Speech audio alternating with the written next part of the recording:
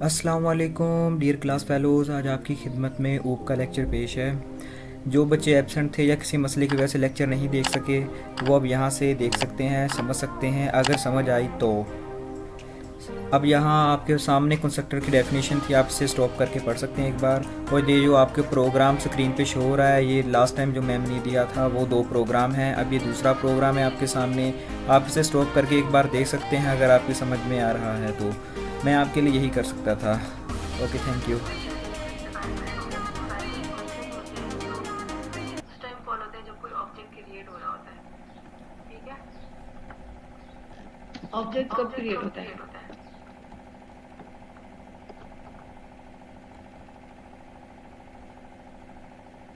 मैंने जो क्लास मैंने जो क्रिएट क्लास की थी क्रिएट ऊपर की थी ऊपर सर्कल नेम सर्कल नेम मैंने थी, मैंने सर्कल सर्कल का का आइडेंटिफायर लिखा आइडेंटिफायर लिखा और उसके और बाद उसके एक बाद एक reference reference variable create variable किया। क्रिएट किया। सिंपल, जब भी ये सिंपल, जब भी स्टेटमेंट ये स्टेटमेंट एग्जीक्यूट होगी एग्जीक्यूट तो होगी तो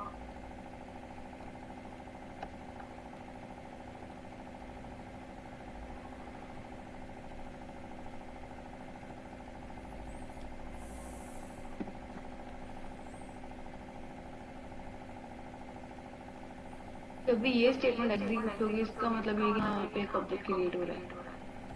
बेटा स्क्रीन बेटा शेयर हो स्क्रीन रही है, शेयर हो रही है, आवाज आ रही है आवाज आ आपको? रही है आपको? Yes ma'am. Yes ma'am. तो तो अगर आपने अगर इस आपने रेड इस की जो रेड जो से आपको डाटा एक मेंबर डाटा है मेंबर इसकी है वैल्यू इसकी सेट वैल्यू सेट करनी है। करनी है। इसके डिफरेंट डिफरेंट मेथड्स हैं, आप मेथड फंक्शन के थ्रू भी सेट कर सकते हैं। फंक्शन के अलावा दूसरा इसका मेथड ये है कि आप कंस्ट्रक्टर क्रिएट करें, कंस्ट्रक्टर के अंदर ही इसकी वैल्यू पास कर दें। पहले हम फंक्शन वाला करते हैं जो हम क्लास में कर चुके हैं ऑलरेडी।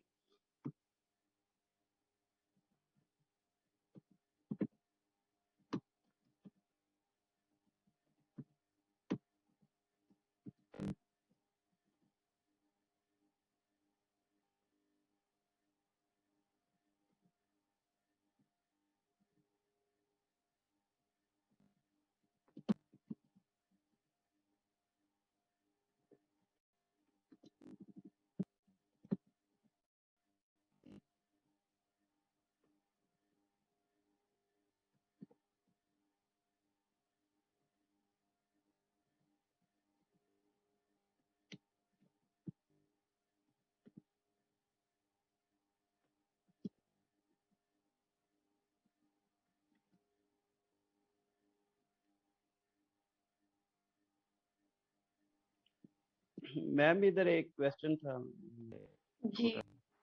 मैम इधर पब्लिक और जी प्राइवेट बेटा, को क्या कहते हैं हम?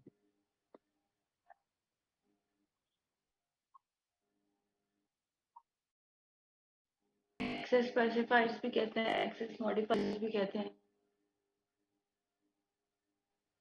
ठीक है मैम, थैंक यू। ये हमने क्लास में नहीं पढ़ा।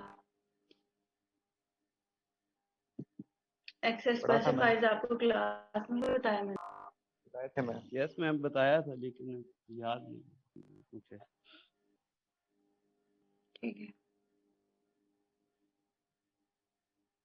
ये फंक्शन रेड इनिशियलाइज हो रहा है, इसकी समझ आई है आपको?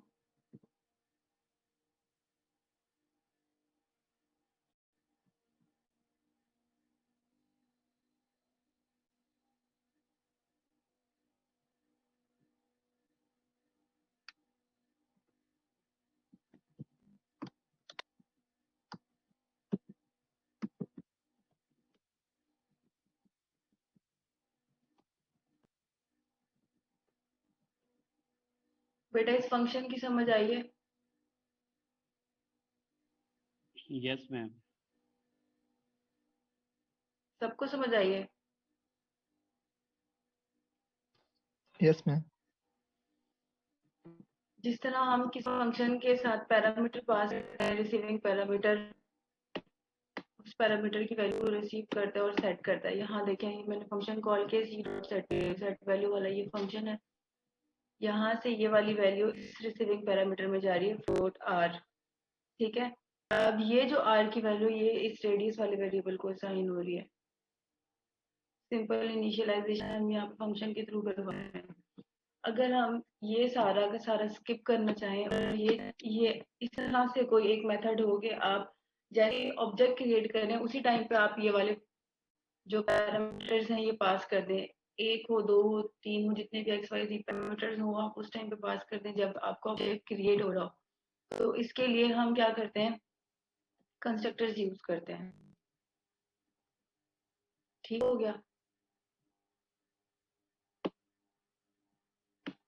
कंस्ट्रक्टर क्या होता है, कंस्ट्रक्टर एक स्पेशलाइज्ड फंक्शन होता है, वो उस टाइम पे कॉल होता है जब ऑब्जेक्ट क्रिएट हो रहा हो। मींस जैसे ही ये वाली स्टेटमेंट एग्जीक्यूट होगी लाइन नंबर 18, वैसे ही कंस्ट्रक्टर कॉल होगा। अगर आप कंस्ट्रक्टर खुद से नहीं बना रहे, फंक्शन कंस्ट्रक्टर का खुद से क्रिएट नहीं कर रहे, तो कंपाइलर बाय डिफॉल्ट एक डिफॉल्ट कंस्ट्रक्टर है उसको कॉल कर लेता है, जो यहाँ पे आपको इम्प्लीमेंटेशन भी शो नहीं हो रहा। अब कंस्ट्रक्टर राइट करने की कन्वेंशन क्या होती है, सेम जो आप क्लास आइडेंटिफायर है वही आइडेंटिफायर आप यूज करते हैं कंस्ट्रक्टर के लिए। पहला पॉइंट ये है कि जो नेम होता है कंस्ट्रक्टर का वो सेम नेम होता है जो क्लास का नेम होता है। दूसरी बात है कि इसकी कोई रिटर्न टाइप नहीं होती। स्पेशलाइज्ड फंक्शन का मतलब यही है, फंक्शन हमेशा जब भी राइट करते हैं पहले उसकी रिटर्न मेंशन करते हैं ना, तो जब भी आप कंस्ट्रक्टर राइट करेंगे ये स्पेशलाइज्ड फंक्शन इसलिए कि इसकी कोई रिटर्न टाइप नहीं है। ठीक है। उसके बाद जिस तरह फंक्शन बॉडी होती है पैरेंथेसिस, यहाँ पर आप नंबर ऑफ आर्गुमेंट्स या पैरामीटर्स राइट करते हैं। अगर आप राइट करने हैं डिपेंड करता है आप नीड, पहले हम सिंपल करते हैं उसके बाद हम पैरामीटराइज करेंगे। ठीक है। और यहाँ मैं सिंपल एक स्टेटमेंट लगा देती हूँ सी आउट की।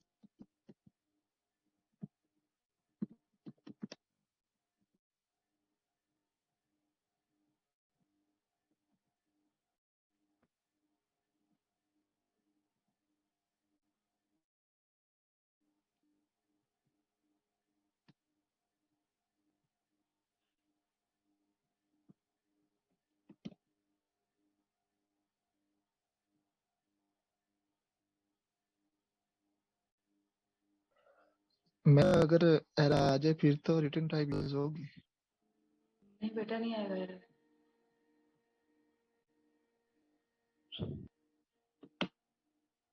जब तक इसका नेम सेम नेम है जो क्लास का नेम है, क्लास में आप कंस्ट्रक्टर राइट करें तब तक एरर नहीं आएगा।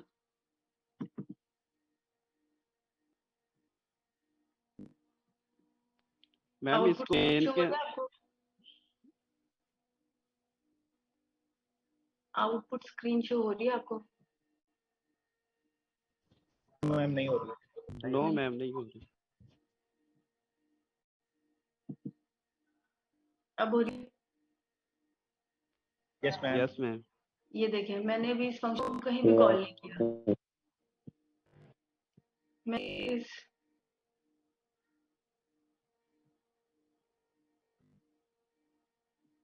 सर्कल फंक्शन को मैंने कहीं भी कॉल नहीं किया, आप देख सकते हैं कहीं कॉल किया मैंने, कहीं भी कॉल नहीं किया।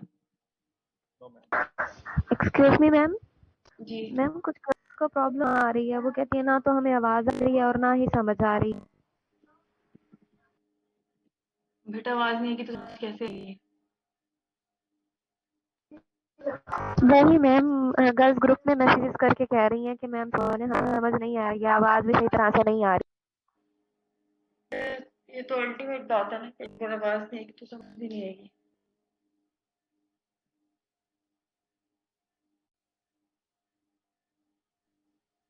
अब इससे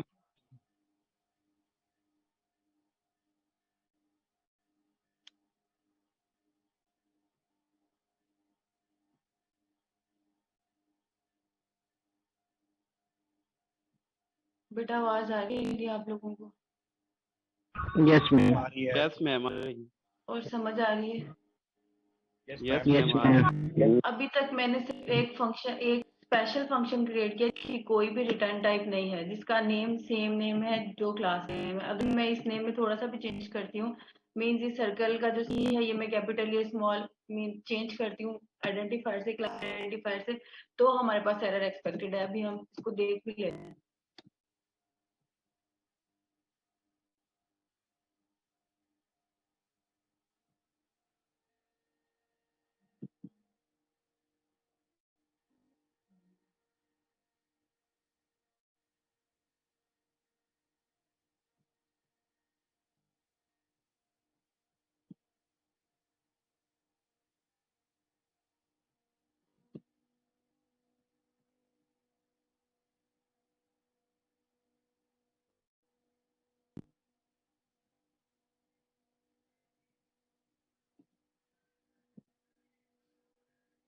ठीक है।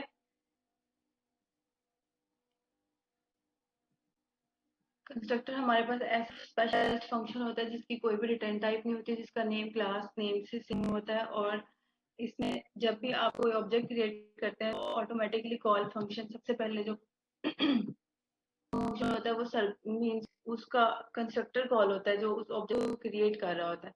अगर आप खुद से कोई भी कंस्ट्रक्टर नहीं डायल करते तो compiler by default constructor call कर लेता है, जिसमें जो एम्प्टी होता है या डमी होता है, मीन्स उसमें कोई भी स्टेटमेंट नहीं लगी होती है, कोई भी फंक्शनैलिटी नहीं लगी होती।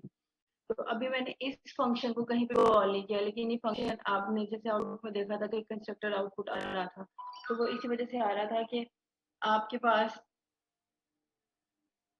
जैसे ही ये वाली स्टेटमेंट एग्जीक्यूट होती है आपके पास कंस्ट्रक्टर कॉल हो जाता है। यहाँ तक क्लियर है सबको? यस मैम, क्लियर है। अब यस इसके मैम। बाद अगर जैसे ये वैल्यू फ्लोट रेड वाली, जैसे हमने इस फंक्शन में इस वैल्यू को इनिशियलाइज करवाया फंक्शन के थ्रू, अगर आप ये चाहें कि इसी जो कंस्ट्रक्टर है इसके थ्रू हम डाटा मेमोरी को इनिशियलाइज करवाएं सिंपल इसी तरह जिस तरह यहाँ पे हो रहा है, तो क्या करना पड़ेगा, इस कंस्ट्रक्टर के अंदर एक रिसीविंग पैरामीटर देना पड़ेगा जिस तरह पहले फंक्शन के अंदर दिया था। ठीक है।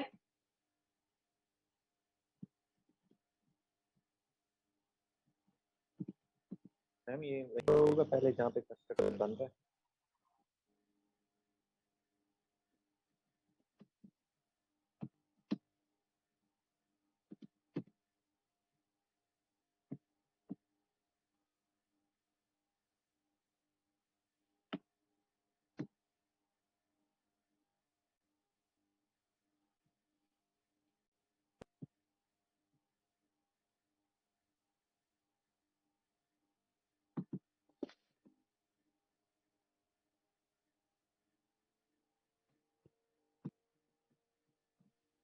मैम इसमें वाइड भी यूज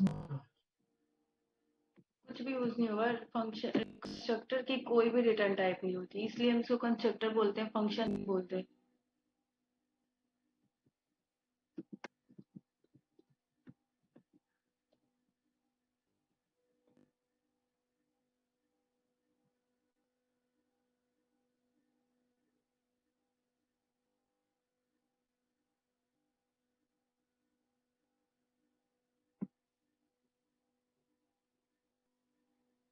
मैम कंस्ट्रक्टर उस कहेंगे जिसका इंस्टेंस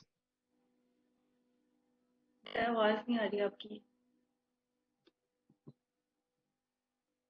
क्लास बनाए जो है ना वो फंक्शन।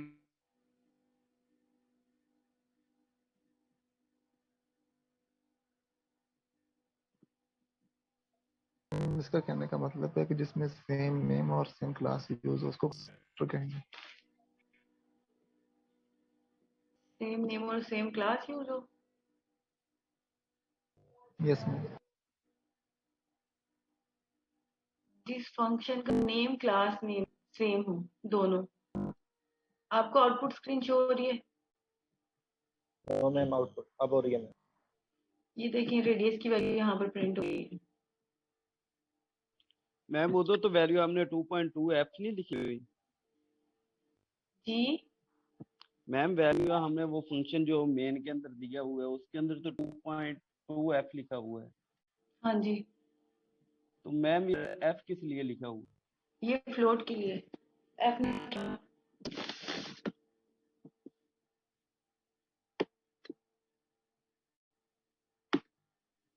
रिमूव कर देंगे तो भी सेम होगा। एफ रिमूव कर देंगे तो भी सेम होगा, लेकिन कुछ कंपाइलर्स में फ्लोटिंग पॉइंट्स और डबल की एम्बिग्यूटी आ जाती है। उस एम्बिग्यूटी को रिमूव करने के लिए कि ये फ्लोटिंग पॉइंट है डबल नहीं, मीन फ्लोटिंग वैल्यू है, डाटा टाइप ये फ्लोट है जो हम पैरामीटर में पास करें, डबल नहीं है, इसलिए एफ साथ मेंशन करते हैं एज अ पोस्ट फिक्स। ठीक है। ठीक है मैम। अगर इसकी आपको समझ नहीं आ रही तो आप इसको स्किप भी कर सकते हैं। इसी तरह कोई भी जो भी आपके डाटा मेंबर्स हैं मींस वेरिएबल्स या एट्रीब्यूट्स हैं, इनकी वैल्यू को इनिशियलाइज करने के लिए डायरेक्ट के आपको यूज ना करें, जैसे ही ऑब्जेक्ट क्रिएट हो उस ऑब्जेक्ट को कोई ना कोई वैल्यू इनिशियलाइज हो जाए फॉरन से। अगर आप इस रेडियस में कोई भी वैल्यू नहीं देते और फिर इसको प्रिंट कराते हैं तो फिर आपके पास ऑब्जेक्ट जैसे ही क्रिएट होगा उसके अंदर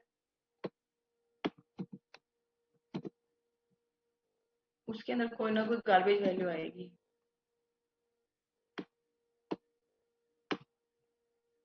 अब देखते हैं। अब देखिए मैंने सिर्फ ये सर्कल का ऑब्जेक्ट क्रिएट किया सी, जैसे ही ये वाली स्टेटमेंट एग्जीक्यूट होगी कंस्ट्रक्टर कॉल होगा। कंस्ट्रक्टर के अंदर सिर्फ एक सी आउट, दो सी आउट की स्टेटमेंट्स हैं, एक तो सिर्फ कंस्ट्रक्टर है, दूसरा रेडियस की वैल्यू है। अब अगर इस प्रोग्राम का आप यूज एग्जीक्यूट करते हैं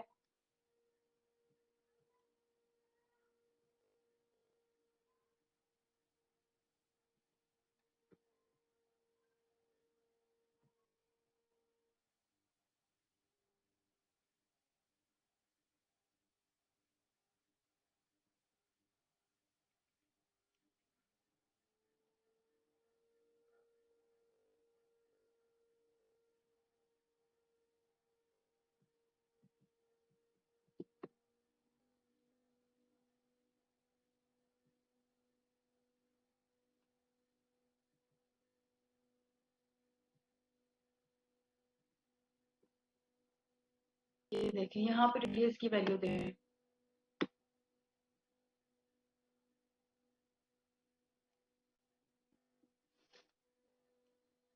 ये है गार्बेज वैल्यू। कंपाइलर खुद से देगा।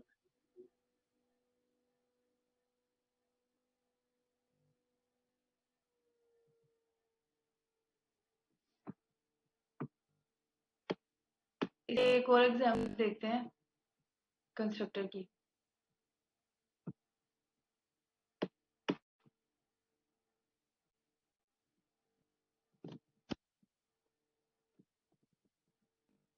सपोज हमने एक काउंटर क्रिएट करना है, में जो भी जितने बार भी आप उसके ऑब्जेक्ट्स क्रिएट करें, या एक फंक्शन क्रिएट करते हैं जिसमें इंक्रीमेंट, काउंटर में जस्ट इंक्रीमेंट हो रहा है, एक वेरिएबल लेते हैं काउंटर और उसमें 1 का increment, each time function call होगा 1 इंक्रीमेंट होगा।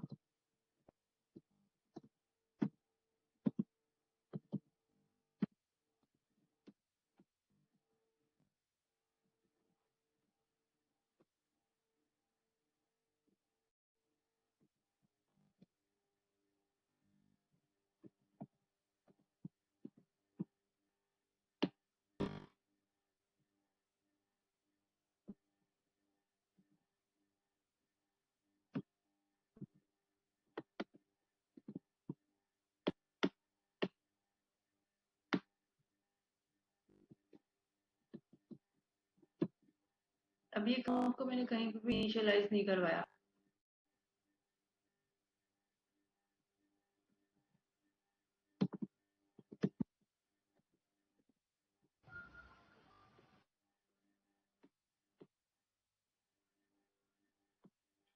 समझ आइए?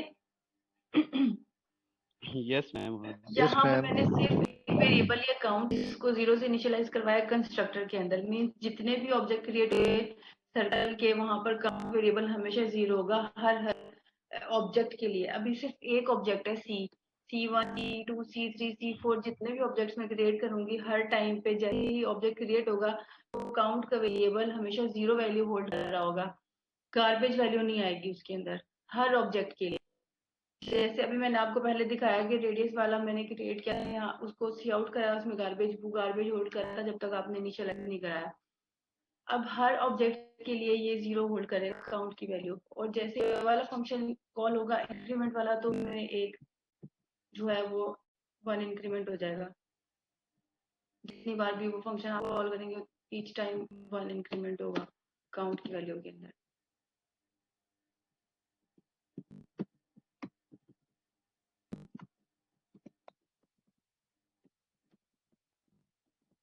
बेटा समझ आ रही है आप लोगों को? यस मैम आ यस रही है। मैम आ रही नहीं समझ आ रही तो बताएं। है मैम, आ रही है समझ।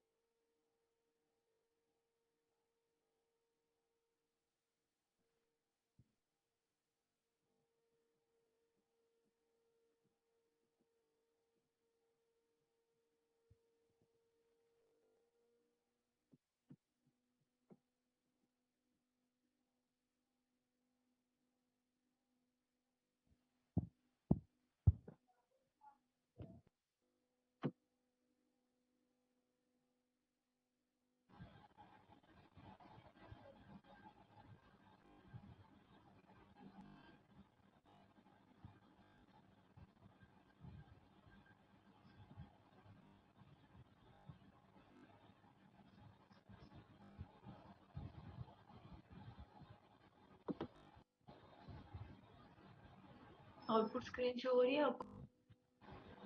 तो no ma'am ma'am. No ma'am. अब हो रही है मैम। मैम अब हो रही है। समझ आई आउटपुट की? यस मैम आ गई समझ। मैम इससे इंक्रीमेंट एक बार ही होगा आगे? एक बार फंक्शन कॉल किया, एक बार इंक्रीमेंट होगा। जब जब फंक्शन कॉल होगा तब तब इंक्रीमेंट होगा। स्टेटमेंट यही दी हुई है।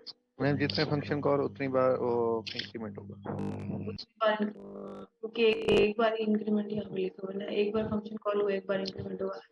अब अगर मैं एक और ऑब्जेक्ट क्रिएट करूँ यहाँ पे C1 के साथ, C के साथ C1 मैम और इसमें लूप यूज हो सकता है? लूप कर सकते हैं कंडीशन पे कि आपने किस एरिया में यूज करना है, बिल्कुल हो सकता है। अभी मैंने यहाँ पे दो ऑब्जेक्ट्स और क्रिएट कर दिए, ठीक है।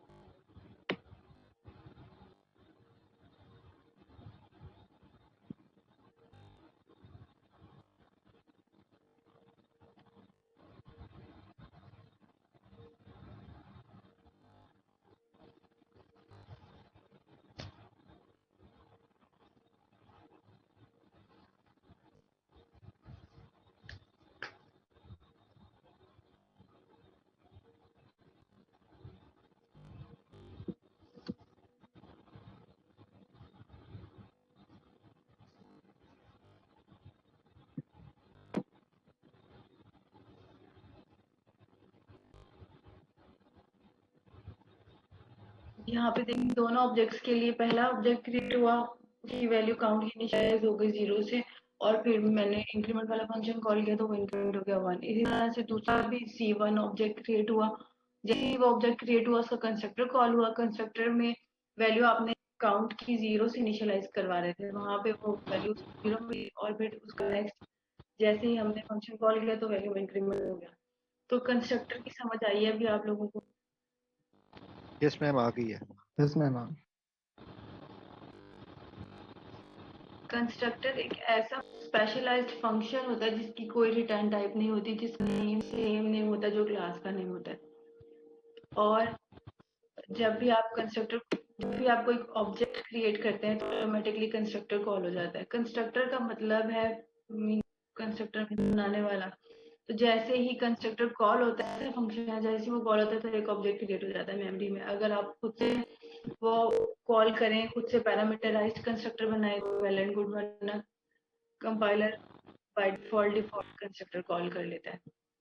ये है कुछ पॉइंट्स कंस्ट्रक्टर से रिलेटेड जो डिफॉल्ट कंस्ट्रक्टर में एरर आते हैं या गार्बेज वैल्यू होती है? एरर बेटा किस सेंस में आप कहते हैं? मैम क्योंकि हम खुद से तो नहीं देंगे ना, तो जब ऑब्जेक्ट क्रिएट होगा तो ऑब्जेक्ट ठीक होगा हाँ उसमें जी हेलो। हाँ जी ये देखें, अगर मैं इसको शुक्र अल्लाह दा अपना बेटा ये कौन है?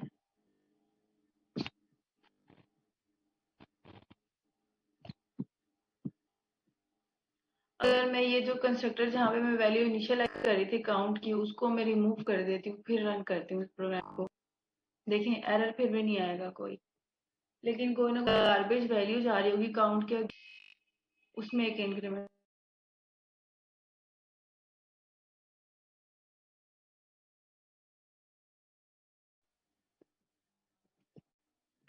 अभी यहाँ पर जो मेरे पास क्लास है वो सर्कल नेम से है, तो मल्टीपल पैरामीटर्स अगर मैंने पास करने होंगे तो मैं इस तरह से करूंगी जिस तरह आप लोग फंक्शन के अंदर करते हैं। अगर नेम है तो वो स्ट्रिंग में जाएगा, एक्स वाई कोई भी नेम, ठीक है। उसके बाद फिर कॉमा, रोल नंबर 12, आपने दो ही पैरामीटर्स लेने हैं तो ये फिर कॉमा से बदल दिया।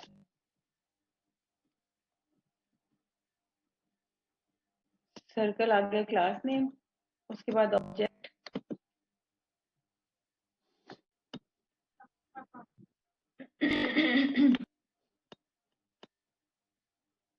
इस स्टेटमेंट की समझ आई है? Yes ma'am. यस मैम आ गई। इसी तरह से जितने भी पैरामीटर्स आप चाहें पास करना, उतने पैरामीटर्स आप यहाँ पास करेंगे तो रिसीविंग पैरामीटर्स भी आपके पास ही होने चाहिए कंस्ट्रक्टर में। यहाँ पे मेरे पास 2 पैरामीटर्स होने चाहिए रिसीविंग, एक स्ट्रिंग, मैंने पहला पैरामीटर स्ट्रिंग के नेम से पास किया और स्ट्रिंग डाटा टाइप से, सॉरी, और दूसरा इंटीजर। मैम ऑर्डर सेम रखना है इन दोनों का? ऑर्डर सेम रखना है। इसके बाद नेक्स्ट जब आप लोग ये इम्प्लीमेंट कर लेंगे तो नेक्स्ट टॉपिक हमारा यही है कंस्ट्रक्टर ओवरलोडिंग। आपने फंक्शन ओवरलोडिंग पढ़ा हुआ है पीएफ में? No ma'am. नो मैम, वो वाला नहीं पढ़ा। फंक्शन ओवरलोडिंग नहीं पढ़ा आपने? No ma'am. चलें फिर नेक्स्ट मैम क्लास में फंक्शन ओवरलोडिंग पढ़ेंगे।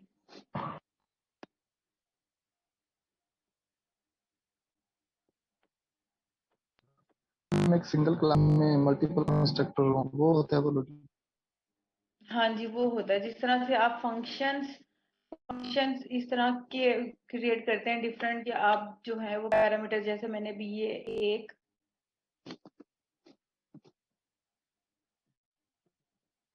ऑब्जेक्ट क्रिएट किया है जिसमें मैंने इसका जो सीक्वेंस है, ये ऑर्डर है, इस तरह रखा है कि मैंने पहले स्ट्रिंग दिया उसके बाद इंटीजर दिया। नेक्स्ट मैं ऑब्जेक्ट क्रिएट करूँ जिसमें मैं पहले इंटीजर दूं और उसके बाद वो स्ट्रिंग पास करूं। देखिए नंबर ऑफ पैरामीटर्स हमारे पास यहाँ पे सेम है लेकिन ऑर्डर चेंज है सेकंड कंस्ट्रक्टर में, ये सेकंड ऑब्जेक्ट में। दोनों में कोई डिफरेंस है? मैम सिर्फ ऑर्डर में फर्क है। ऑर्डर फर्क है तो सिर्फ एरर ऑर्डर आएगा। का डिफरेंस है, एरर आएगा क्योंकि आपके पास जो कंस्ट्रक्टर ऑर्डर डिफाइंड है उसमें ये वाला ऑर्डर है, दूसरा वाला ऑर्डर जो है उसके रिसीविंग पैरामीटर इस ऑर्डर में आपके पास नहीं है। तो number of parameters, sequence of parameters and data type of parameters, ये तीनों चीजें चेंज होती हैं ओवरलोडिंग में। अब वो फंक्शन ओवरलोडिंग हो या कंस्ट्रक्टर ओवरलोडिंग हो, यही तीनों इसके पॉइंट्स हैं। मैम अगर ये सेम हो तो फिर एरर आ जाएगा, मतलब इनको डिफरेंट होना चाहिए। किसको डिफरेंट होना चाहिए?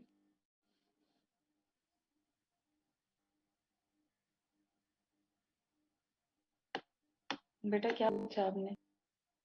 उन्होंने पूछा कि अगर ये डिफरेंट हो तो ठीक है और अगर सेम हो तो तब एरर आएगा। एरर क्यों आएगा?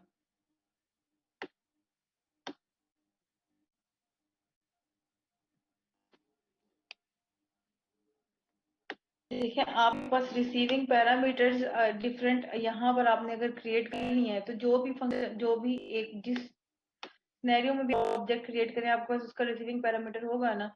मींस आप डिफरेंट मल्टीपल फंक्शंस बना के रख लें, जो फंक्शन आप कॉल कर रहे हैं वही कॉल होगा, बाकी सारे एज इट इज पड़े रहेंगे जब तक वो कॉल नहीं होंगे।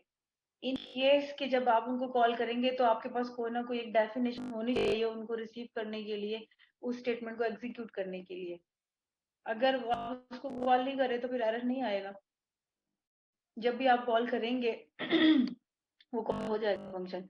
लेकिन अगर आपके पास जैसे ये सिनेरियो है सेकंड वाला, हमने यहाँ पे इस तरह से ऑब्जेक्ट क्रिएट किया है, ऊपर हमारे पास कोई भी फंक्शन ऐसा नहीं है या कंस्ट्रक्टर ऐसा नहीं है जो इस ऑर्डर को रिसीव कर रहा हो, मीन्स जिसमें पहले इंटीजर आ रहा हो बाद में स्ट्रिंग आ रही हो, तो फिर एरर आएगा।